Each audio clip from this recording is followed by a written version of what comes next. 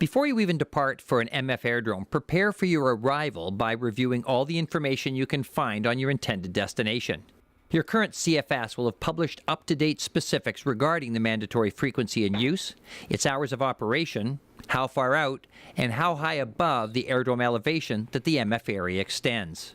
It will also provide circuit pattern orientation, which is very important when planning circuit joining procedures in advance of your arrival. You can also find important information regarding special operations and cautions at the aerodrome. Once you've acquired this information, you're ready to take off and enjoy your flight, knowing that you're already armed with a mental picture of what to expect when you arrive at your destination. If at all possible, make your initial contact at least 5 minutes before entering the outer limits of the MF area, usually but not always 5 nautical miles. Just keep in mind that the person you're talking to may very well be located elsewhere than on the field itself, which is why they're referred to as an RCO, Remote Communications Outlet. Any comments or suggestions they make to you will be strictly based on reports they have from other aircraft operating in the area. So, if some aircraft is not following the correct procedure, the MF operator will have no way of informing you. It's up to you to keep a determined watch for unannounced aircraft and expect the unexpected. Remember, you're not under positive control, and any final decisions are the sole responsibility of the pilot in command. In this video, we'll be landing at Muskoka Airport in Ontario, whose RCO is located in Timmins, Ontario.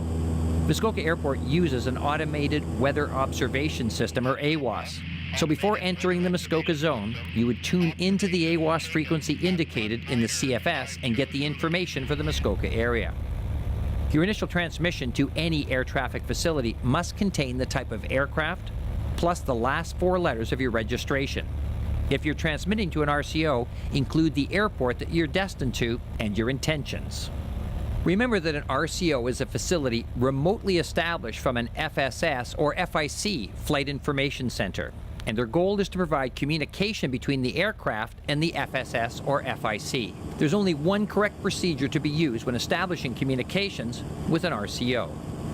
On initial contact, you should state the ATS unit, Flight Service Center or Flight Information Center, controlling the RCO, the aircraft identification, and the name of the location of the RCO, followed by the individual letters, RCO, in a non-phonetic form. Timmins Radio, this is Cessna 172, Golf Lima November Yankee, en route to Muskoka on Timmins RCO. Subsequent communications may be abbreviated to the last 3 letters if this shortened version is initiated by the ground facility. If not, you must continue to use all 4 letters. Lima November Yankee, 5 miles south of Muskoka at 4,500 feet with the numbers. Planning to enter the left-hand downwind for landing runway 18 Muskoka. Remember to keep your transmissions brief by using as much shorthand as possible. The MF operator will then either confirm your intentions or suggest alternative circuit entry options depending on any other aircraft they may be talking to.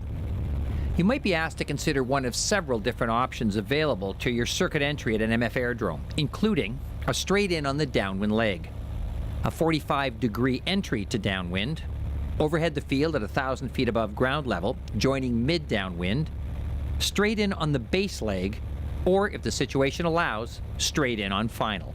November Yankee, Timmins Radio. Roger, runway 18, active runway 18, with serious traffic is reported 5 to the north. Should be accepting a final momentarily for runway 18, report traffic visual and confirm you can follow them in. Lima November Yankee, we'll call traffic in sight and we'll confirm when able to follow the serious traffic for landing runway 18 Muskoka. Assuming your intentions are accepted, as you enter the MF area, continue listening in on the MF frequency. Then, as you join the aerodrome circuit, transmit your position. Timmins Radio, Lima November Yankee is established on the downwind, left hand with the traffic in sight, and I'll be number 2 behind the Cirrus, runway 18 Muskoka. Be particularly vigilant at this point in your flight. Watch carefully for unannounced aircraft entering downwind when climbing up from the crosswind, joining overhead the field, or coming in from the right at a 45-degree angle. While on downwind, doing your pre-landing check, be sure to look at the windsock and make certain that you're satisfied with the runway you've been advised to use. And if you believe another runway would make a better choice, don't be afraid to call in and say so. Remember, you are not under positive control. You are being given advice, not directions. The final decision is up to you. Turning base is another opportunity to have a really good look around. This will be your last chance for an overall view of the airport at altitude, and a great place to make sure no one is approaching on a long final. When the time comes for you to turn final, be sure to remember that old aviator's axiom: aviate, navigate, communicate. The turn onto final is a crucial one, so check one last time for unexpected aircraft on a long final. Once you're established on final, it's time for your next MF report. Timmins Radio, Lima November Yankee is turning final 18 behind the Cirrus traffic. Lima November Yankee, Timmins Radio, roger, report off the runway. Lima November Yankee, we'll call you down and clear of runway 18 Muskoka. From this point on, concentrate on your landing, but don't forget to scan around, above and below you for traffic which is not following proper procedure. Expect the unexpected. Be prepared that the preceding aircraft could land long and delay clearing the runway. An aircraft or a ground vehicle could enter the runway environment without a clearance, or, as mentioned in the CFS, wildlife could unexpectedly enter the runway. After touchdown, you have one final transmission to make once you've cleared the active landing area. Timmins Radio, Lima November Yankee is down and clear of runway 18 on Bravo, Muskoka. Lima November Yankee, Timmins Radio, roger. Monitor your radio on the MF while taxiing to your destination, advising any potentially conflicting aircraft of your position and intentions.